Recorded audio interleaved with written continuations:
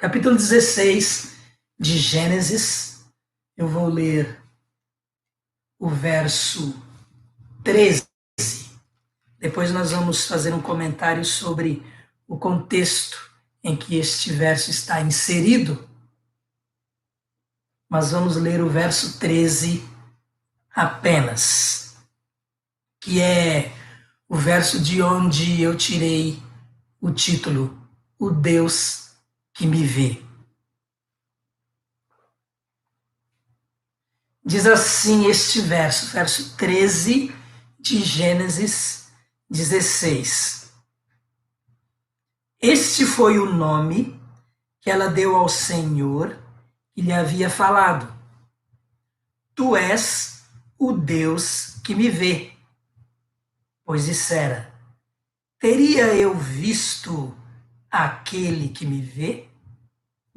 Vou ler mais uma vez este verso. Este foi o nome que ela deu ao Senhor que lhe havia falado: Tu és o Deus que me vê. Pois dissera: Teria eu visto aquele que me vê? Verso 14, ele vai dar sequência a este verso 13, onde um poço recebe o nome Beer-Lahai-Roi por causa disso, né? Poço que fica entre Cádiz e Bered foi chamado Beer-Lahai-Roi. El-Roi significa o Deus que me vê. Sobre isso, portanto, vamos falar neste momento para tirar algumas lições. E a nossa oração é que Deus esteja falando aos nossos corações. Quem disse isso foi Agar. Agar, serva, escrava de Sara, que no contexto aqui ainda do capítulo 16, ainda era chamada de Sarai.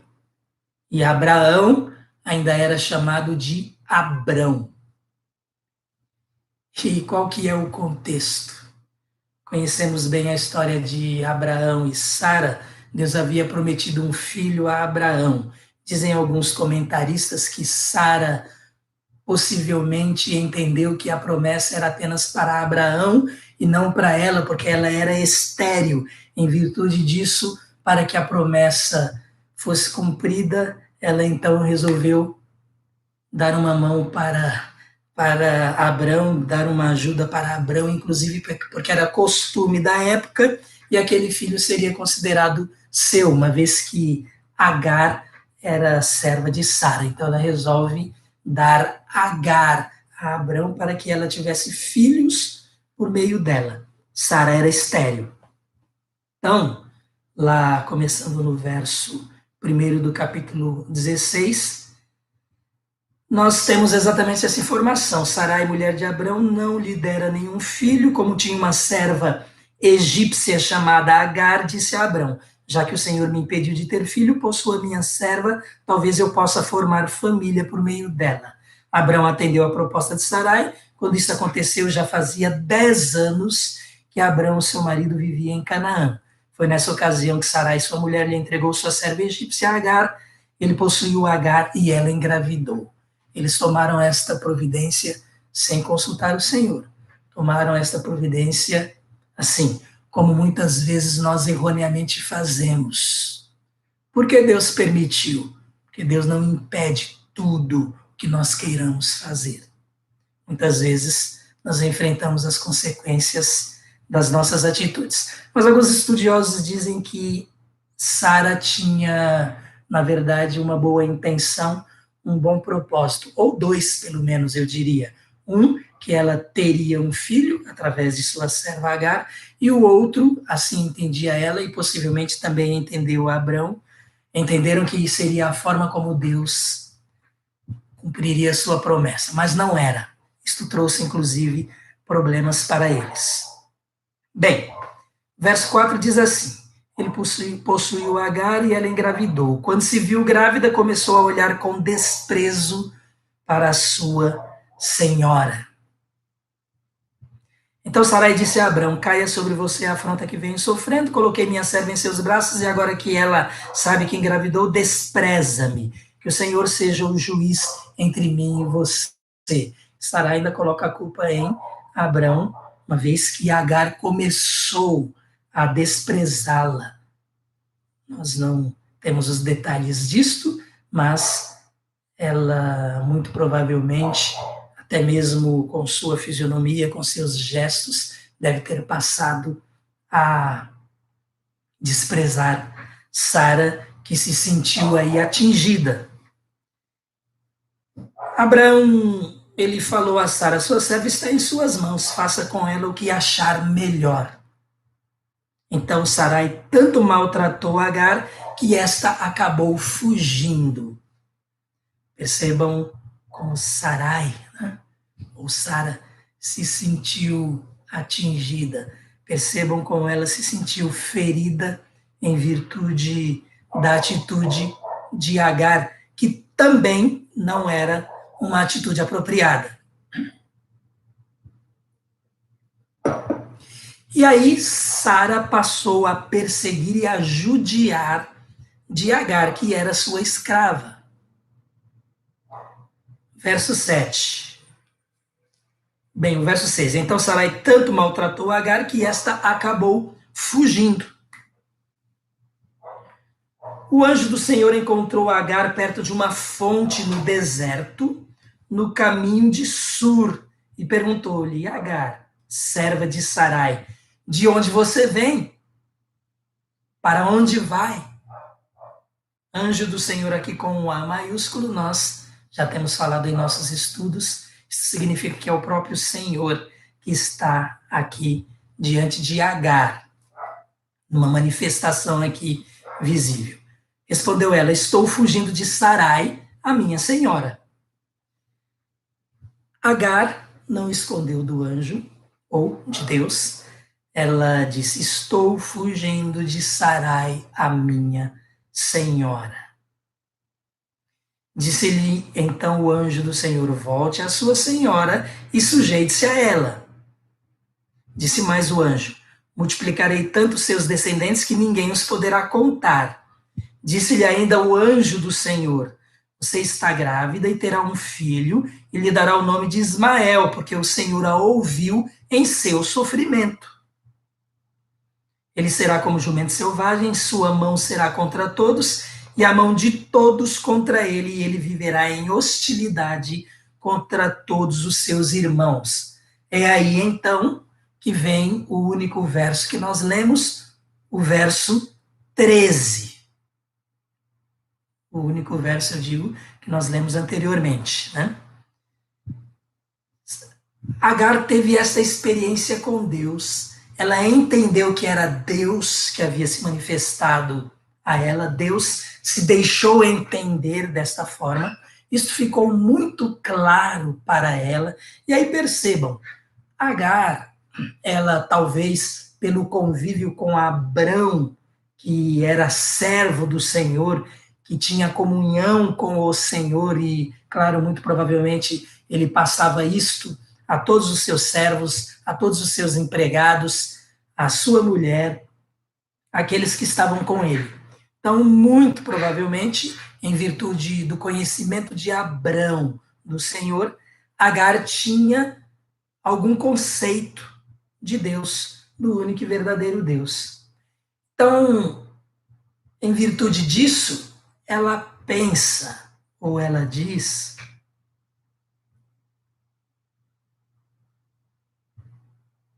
tu és o Deus que me vê. Este foi o nome que ela deu ao Senhor que lhe havia falado. Então, era costume antigamente. Ela viu Deus e deu um nome em virtude da manifestação dele a ela. Este nome foi: tu és o Deus que me vê. Mas na cabeça dela, quando ela deu esse nome, ela pensou assim: será que eu vi aquele que me vê? Percebam a noção dela. Deus vê todas as coisas. Deus vê você. Deus me vê. Por isso, nosso assunto: o Deus que me vê. Então ela pensou: teria eu visto aquele que me vê? Será que aquele que vê todas as coisas se manifestou de alguma forma a mim? Foi ele mesmo que falou comigo? Teria eu visto aquele que me vê? Então, este foi o nome que ela deu ao Senhor que lhe havia falado: Tu és o Deus que me vê. Quero tirar algumas lições da situação como um todo e deste verso 13, o Deus que me vê. O que nós podemos perceber aqui? Número 1. Deus viu uma simples e sofrida escrava. Deus viu uma simples e sofrida escrava. Deus sabia de todas as circunstâncias pelas quais ela vinha passando. Nós não sabemos, mas Deus já sabia se ela era escrava desde o seu nascimento, ou se em alguma das conquistas do Egito ela se tornou escrava. Muito possivelmente ela foi comprada por Abrão quando ele morou um tempo no Egito em virtude de uma fome que houve ali em Canaã tempos antes. O fato é que Deus via Agar. Deus sabia do seu sofrimento. Então, quando ela foge de sua escrava, quando ela foge de sua senhora, Sara, Deus resolveu se manifestar a Agar para que ela não cometesse um erro. Então, o que nós aprendemos primeiro aqui? Deus viu uma simples e sofrida escrava. Deus não faz acepção de pessoas. Deus vê você e suas dificuldades. Deus me vê e sabe das minhas dificuldades também. Deus sabe das nossas lutas nos dias de hoje relacionadas a toda esta pandemia. Sabe dos problemas financeiros que temos passado e que vamos continuar passando ainda alguns dias. Deus sabe e Ele olha para todos, do mais simples até o mais rico. O Deus que me vê, Ele não me vê porque eu, de repente, tenho alguma habilidade ou porque, de repente, ele poderia me considerar melhor do que esse, do que aquele. Não, Deus vê a todos. A questão é, qual é a nossa atitude relacionada a este Deus, ao Senhor dos Senhores, que vê a cada um de nós. Que preciosa lição nós temos aqui. Deus viu uma simples e sofrida escrava. Deus vê a cada um de nós. Segunda coisa que chama a atenção neste relato, nesta situação, é que Deus não permitiu que ela fugisse de sua senhora. Alguns poderiam aqui defender a escrava, mas ela está sendo muito maltratada. Vamos até esquecer todo o pano de fundo em virtude dos motivos pelos quais ela fugia, porque Deus também sabia disso, Deus sabe de todas as coisas. Então, vamos considerar apenas aqui o fato de que Deus não permitiu que ela fugisse de sua senhora. Mas o Deus que está acima de todos é Deus perfeito em todos os seus atributos, perfeito, portanto, em sabedoria. Ele não permitiu que Agar fugisse de sua senhora, e no verso 9 nós lemos Deus falando: volte à sua senhora e sujeite-se a ela. Aqui, nesse item 2 que nós colocamos, pelo fato de Deus não ter permitido que Agar, a escrava, fugisse de sua senhora, nós aprendemos alguns desdobramentos aqui desta lição, deste número 2.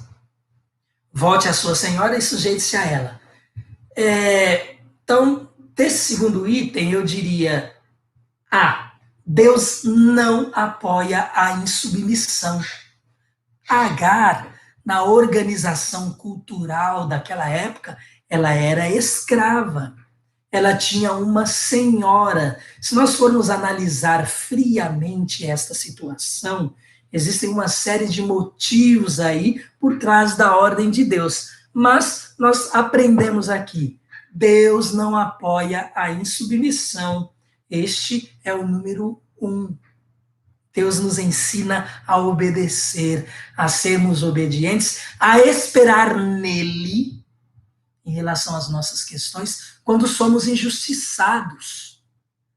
Esperemos em Deus, busquemos orientação no Senhor quando somos injustiçados, mas não sejamos insubmissos. Deus não apoia a insubmissão. Segundo ponto aqui, neste número 2, Deus, na verdade, quando ele diz, não fuja, volte à sua senhora e sujeite-se a ela, ele estava, na verdade, protegendo Agar. Deus não apoia insubmissão. Deus estava protegendo Agar. Por quê? Porque como fugitiva, Agar estaria em situação irregular, estaria em situação perigosa. No contexto da época, até a sua vida ficava à disposição de seus senhores. Nós sabemos que Abrão era um servo de Deus e que Abrão buscaria a orientação do Senhor, como buscou mais tarde numa situação com a mesma Agar. Mas, se Agar foge e, digamos que ela fosse identificada como uma escrava foragida, ela poderia, inclusive, ser maltratada por outras pessoas. Então, Deus não apoia em submissão. Deus protegeu Agar de ficar numa situação mais difícil ainda. Então, nas nossas situações de dificuldade, vamos buscar a orientação de Deus para que não pioremos a nossa situação.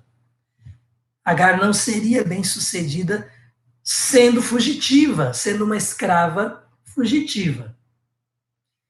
E a outra lição que nós tiramos desse item 2, do fato de Deus não permitir a Agar que fugisse de sua senhora, que fugisse de Sara, é que Deus mesmo providenciaria a liberdade de Agar. Ora, se ele estava fugindo em virtude do sofrimento, ela estava conquistando, entre aspas, uma liberdade, mas de uma forma incorreta e ilegal. Mas Deus providenciaria mais à frente para que Agar fosse, de forma legal, libertada. Isso está lá no capítulo 21, mais à frente, de Gênesis. Lá no capítulo 21, no verso 14, o que acontece agora no contexto do capítulo 21?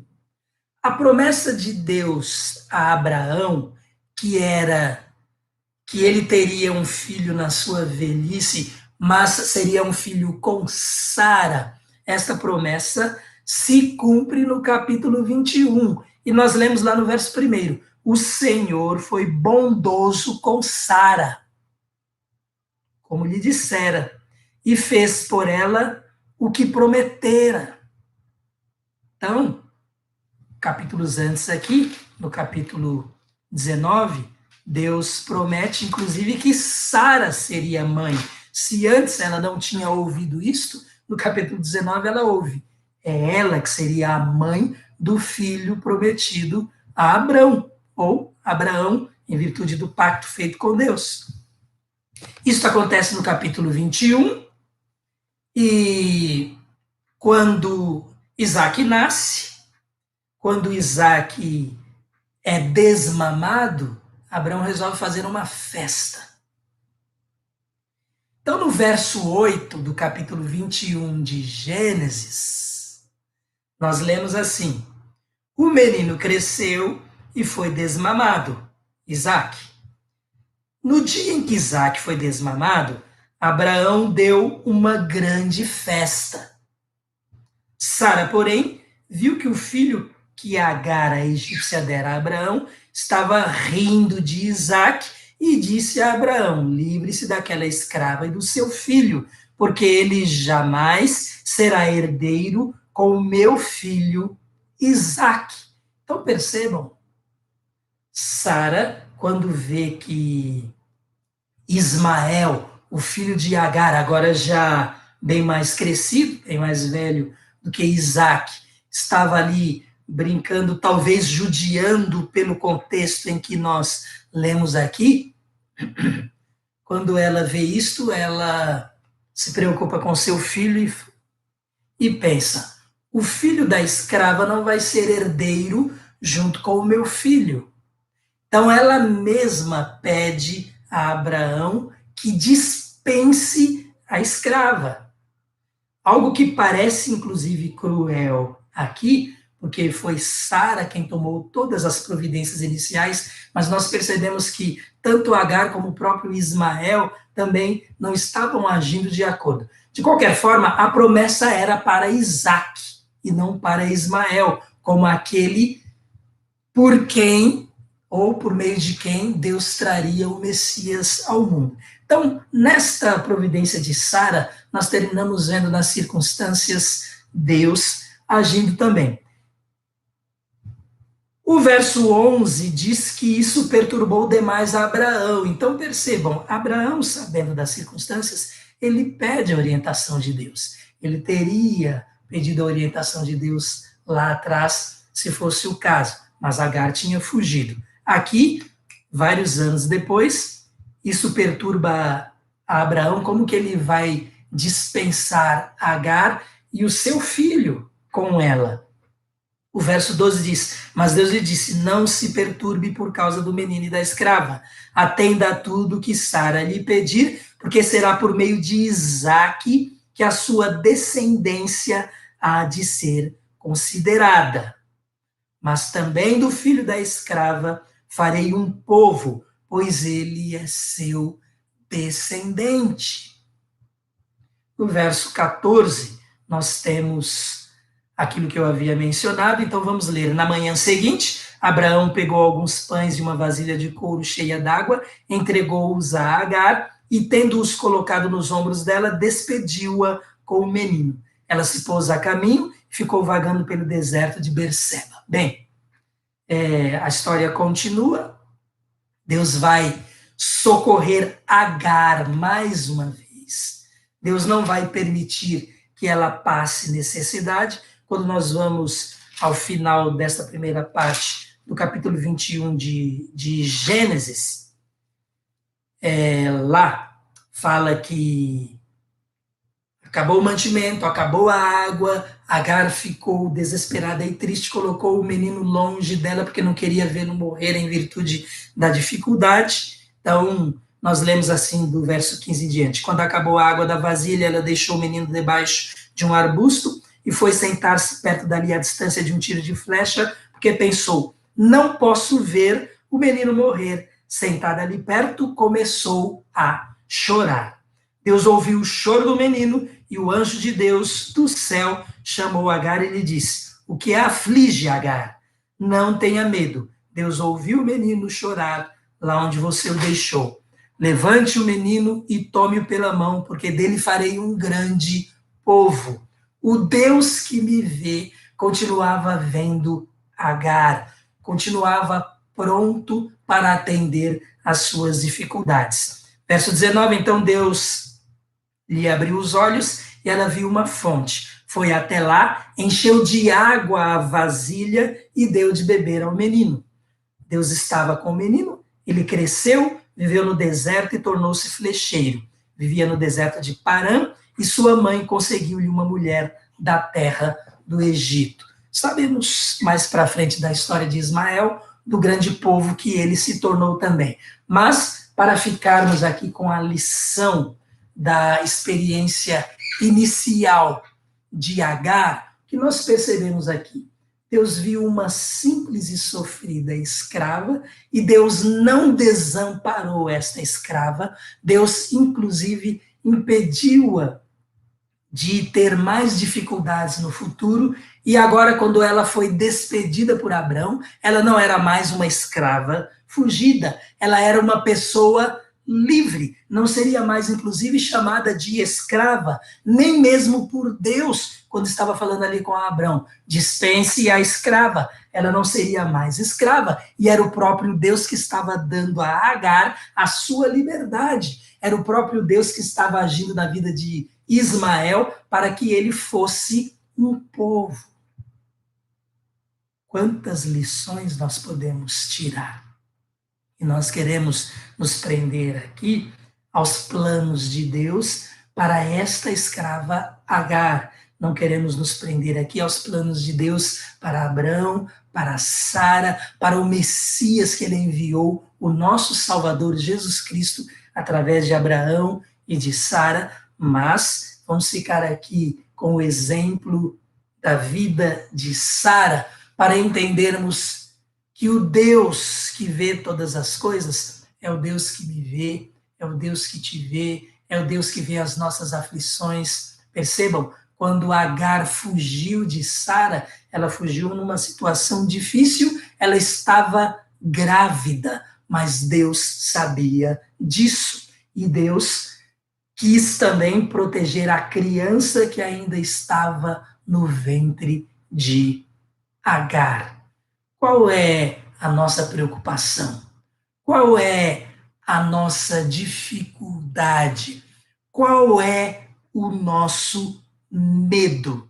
Se Deus está olhando para nós, se Deus está velando por nós, se Deus não olha, se nós somos pessoas de uma vida financeira melhor, ou se nós somos pessoas com dificuldade financeira. Deus não olha se nós somos cultos ou se nós somos pessoas simples em termos de cultura, se somos incultos. Deus não olha para nada disto. Ele olha com misericórdia, ele olha com compaixão. Deus cuida.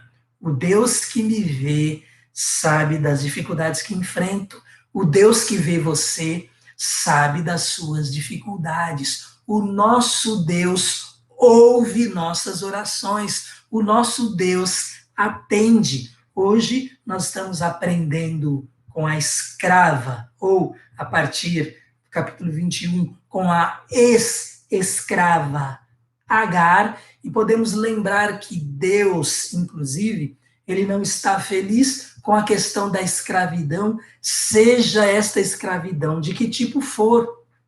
O homem, muitas vezes, ele próprio se escraviza, mas Deus, ele quer providenciar liberdade para nós. Liberdade dos vícios, liberdade dos maus hábitos, liberdade dos maus costumes, liberdade, libertação dos pecados. Deus não quer que fiquemos escravizados pelos pecados. Deus quer nos dar, no final das contas, a liberdade que nos leva à sua presença.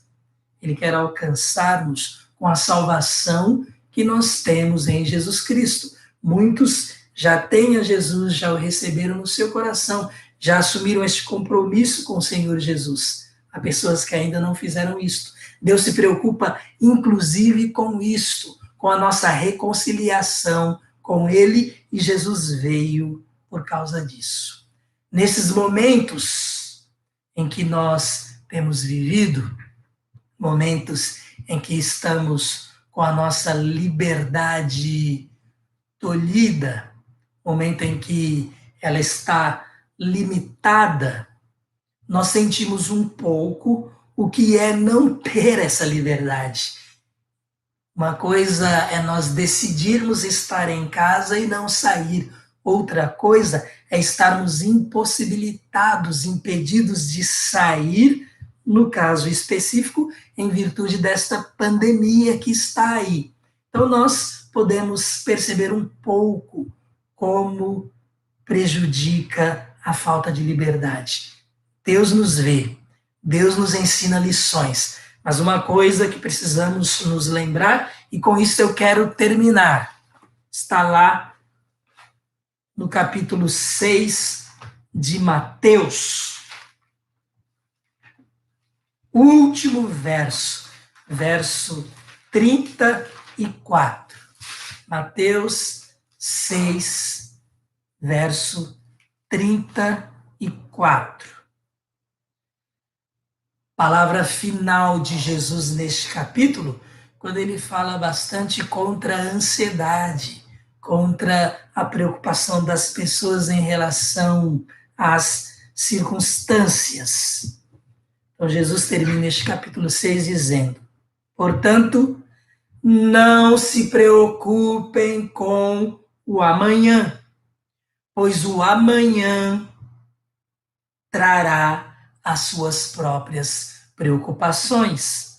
Basta a cada dia o seu próprio mal.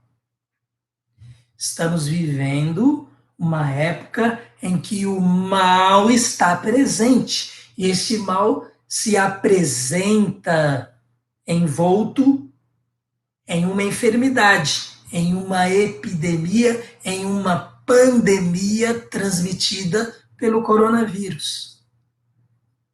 Não vamos ficar preocupados com o amanhã, não vamos ficar preocupados com o depois neste momento.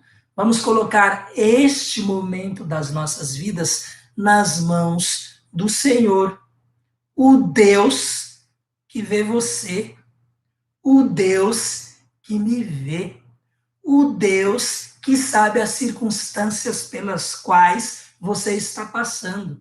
De repente, circunstâncias em que você teve contato com alguém contaminado. Deus sabe. Deus é poderoso para te proteger. Deus é poderoso para te curar, se for o caso. Deus sabe se você vai precisar buscar um hospital nos próximos dias em virtude de um ou outro problema. O Deus que te vê sabe dessas circunstâncias. Ele olhou para a serva, para a escrava Agar, por que não vai olhar para você?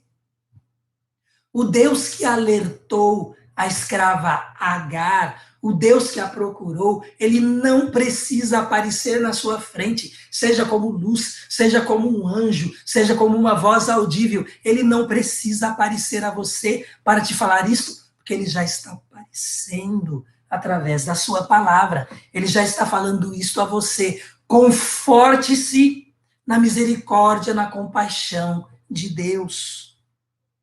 Irmãos, não precisamos nos desesperar. Deus está no controle de todas as circunstâncias. Deus está no controle de tudo. Deus sabe o que vai acontecer, coisas que nós não sabemos ainda. Deus conhece o amanhã. Por isso Jesus fala, o amanhã trará suas próprias preocupações. O seu amanhã, quando ele for hoje, você o estará colocando diante de Deus. Hoje, coloque-se na circunstância em que você se encontra. Creia no Senhor e ele vai agir. Agora, ele está avisando. Ele está nos falando.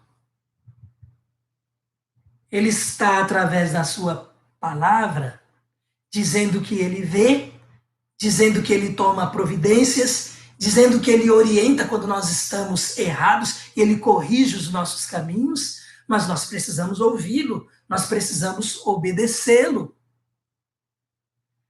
O crente em Jesus Cristo deve orar sempre. O crente em Jesus Cristo não ora apenas nesses momentos.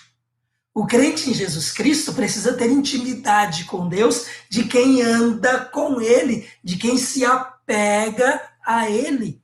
Lembra-se da palavra de domingo passado? Mas, claro, quando nós estamos em momentos mais difíceis, nosso clamor aumenta, a intensidade aumenta, mas Jesus nos ensina a não estarmos ansiosos, a descansarmos. Vamos descansar em Deus, vamos colocar nele a nossa confiança. Ele é nosso refúgio, ele é nossa fortaleza, ele é socorro bem presente neste momento, porque ele é o Deus que me vê, ele é o Deus que vê você, ele é o Deus que ouve, ele é o Deus que age. Irmãos, sabemos que dificuldades virão ao mundo. Amanhã saberemos se esta é uma pandemia passageira ou se outros sofrimentos já estão nos próximos dias ou anos reservados a esta terra. Nós vamos saber à medida em que estivermos caminhando com o nosso Deus. Mas a igreja, diz a palavra de Deus, ela é vitoriosa. É vitoriosa em Cristo Jesus. Irmãos, nós já vencemos e nem mesmo a morte física nos derrota, porque nós somos mais que vencedores por aquele que nos amou. E, ainda que seja em virtude de uma pandemia que nós partamos para a eternidade, nós vamos estar com Cristo. Mas o nosso papel, enquanto estamos aqui, é confiar na sua misericórdia, na sua compaixão, nos propósitos que Deus tem para nós neste mundo, para que continuemos a ser bênção, para que continuemos a influenciar positivamente as pessoas, para que continuemos a espalhar amor, para que continuemos a ajudar, para que continuemos a fazer diferença, a ser sal e luz. Enquanto estamos aqui, sejamos servos do Senhor, porque o servo do Senhor, ele o chama de amigo, ele o chama de filho, e é assim que Deus me vê, é assim que Deus vê todo aquele que entregou sua vida a ele. E aí eu pergunto, é assim que Deus vê você? Como alguém que já é seu filho, porque você creu em Jesus que morreu por você? Se é, viva a palavra de Deus, como temos falado. Mas se Deus ainda não te vê como filho por você ter aceitado a Jesus, se você ainda não fez isto, o que é que você está esperando? Entregue a sua vida a Jesus. E o Deus que te vê é o Deus que, através de nós, também te avisa isso na sua palavra. Deus quer que você pertença a Ele por entrega de vida, entrega pessoal. Ele quer que você se entregue a Ele, que você passe a depender dEle, que você queira servi-lo, que você queira amá-lo. Convide Jesus para morar no seu coração. Faça dele o seu Senhor. E Deus vai fazer de você filho através de Jesus Cristo. O Espírito de Deus vai habitar no seu coração. E você vai passar por este momento com a paz que só em Jesus nós temos. Só Jesus pode dar. Esse é o ensino bíblico para este momento. Que nós tenhamos paz em Cristo Jesus. Uma paz inexplicável. Uma paz que só Ele pode dar. Uma paz que o mundo não conhece. Uma paz que só conhece aquele que anda com Jesus. Aquele é conhecido de Deus e o conhece. Os demais, Deus conhece. Mas essas pessoas ainda não o conhecem com esta intimidade. Então, talvez por isso o pânico, talvez por isso o medo, mas nós não precisamos ter medo do Deus que está no controle de todas as coisas e que é o Deus que nos vê. Amém?